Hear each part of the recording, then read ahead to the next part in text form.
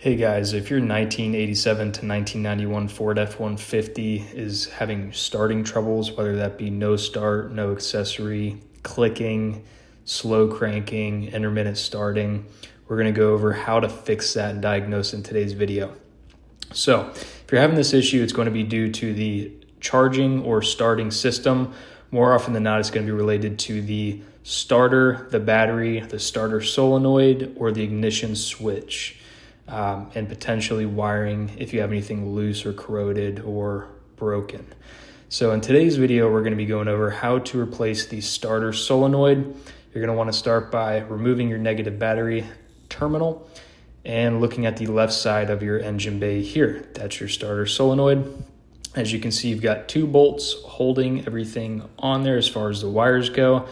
You're going to need a 9/16 wrench or socket to remove these two bolts. I recommend noting what order these wires are going in or referencing a diagram to make sure that everything is properly installed. So after removing those two bolts, all the wires just pop right out, and you've got one connected to the top as well, which is on a bolt stud, so to speak. You're going to want to pull that out as well. And once you have all these wires removed, you're going to go ahead and remove these two little bolts here. I went ahead and used, I believe, a 5/16 socket on an extension to remove these two bolts. Once again, this is a super simple job.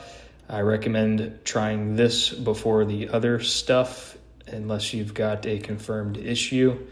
Of course, with your battery, just throw a voltmeter on there once again. And then once you have these bolts removed, make sure you get the one on the top as well. The starter solenoid is just going to pop right out.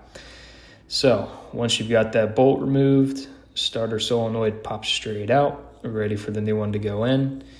And as you'll see, the original starter solenoid is in pretty rough shape. You've got quite a bit of corrosion, and it's clear that this thing has quite a few miles on it.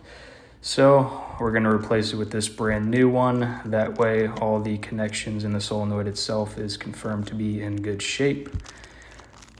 You're going to want to make sure that the new starter solenoid matches the original one. A lot of these aftermarket solenoids, if you don't get the right one, will have additional pieces of plastic there in between the connectors, which will stop you from being able to reinstall the wires properly. So once you've confirmed that that's the correct solenoid, you're ready to reinstall it. They do come with new hardware oftentimes, however. You're probably going to end up reusing the OEM because it may not have the correct bolts. So I went ahead and used the original screws there and reinstalled the new starter solenoid to the truck body. So once that's installed, go ahead and make sure it's snug and then reconnect the wires in the correct order. Once you have all the wires reinstalled, go ahead and install the bolts back on there, making sure that everything is nice and snug. Another bit of advice, once you have this installed, go ahead and test everything, see if it fixes your problem.